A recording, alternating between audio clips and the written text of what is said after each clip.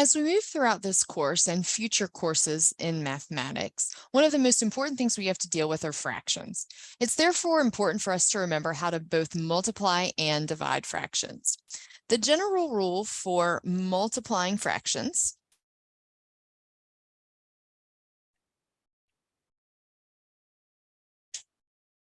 is we simply multiply the numerator and the denominator. Remember, the numerator is the top part of the fraction and the denominator is the bottom, and we simply multiply across the top and multiply across the bottom. It is important to note that the denominator cannot equal 0, as that is undefined. As an example, we can see 1/2 times 3/7 is equal to 3/14. Thanks to what we call the commutative property, it does not matter the order in which we multiply the fractions, or any number for that matter. In other words, we can switch the order and get the same product. Another property, so in other words, 1/2 times 3/7 is the same time as 3/7 times 1/2. Another property that I want you to be familiar with is what's called the associative property. And the associative property, if you have an associate, it's like an acquaintance. And the associative property tells us that grouping does not matter. In other words, something like 5/6 times 2/3 grouped together times 1/4 is also the same as 5/6 times if we group the 2/3 times 1/4. The grouping doesn't matter.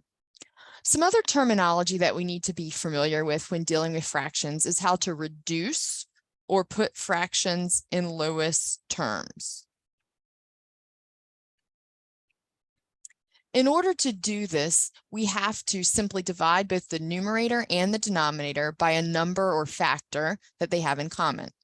For example, let's consider 17/50 times 25/34 times 8.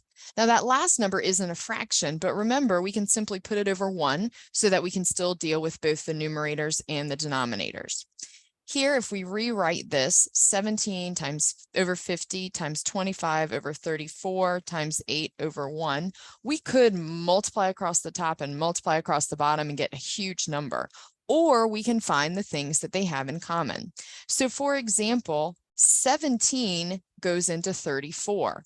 So if I divide 17 by 17, I get 1, that cancels. And if I divide 34 by 17, that becomes 2. Likewise, I can recognize that both 25 and 50 have something in common, that being 25. So I can divide them both by 25 and I get 1, and divide 50 by 25 and I get 2. So now I have 1/2 times 1/2 times 8/1, which results in 8/4, which I can further simplify to 2. It's much easier to simplify first. In addition to being able to multiply fractions, we also need to be able to divide fractions. And to divide fractions, we have to be able to use something called the reciprocal. Remember, a reciprocal is simply the flip of a fraction.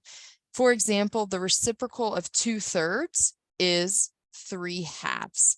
And note that whenever you have a reciprocal, when you multiply it by the original of fraction, you're always going to get 1. Sometimes it's tough if you have something like 2. Remember, stick it over 1 and note that the reciprocal is going to be 1/2. When you are dividing fractions, if you have something like 1/2 divided by 4/3, you simply take the first fraction and leave it, and then you multiply by the reciprocal. So this will become times 3/4, which results, now we can just multiply across the top, multiply across the bottom, 3/8.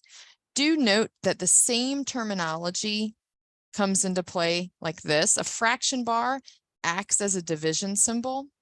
So we can rewrite this as 1/2 divided by 4/3 and then perform the same operation that we did previously. Don't forget, it's also important to reduce fractions when you're dividing, but make sure that you flip first. So here I'm going to leave the first, and then I'm going to multiply by the reciprocal. And now I will notice my like terms.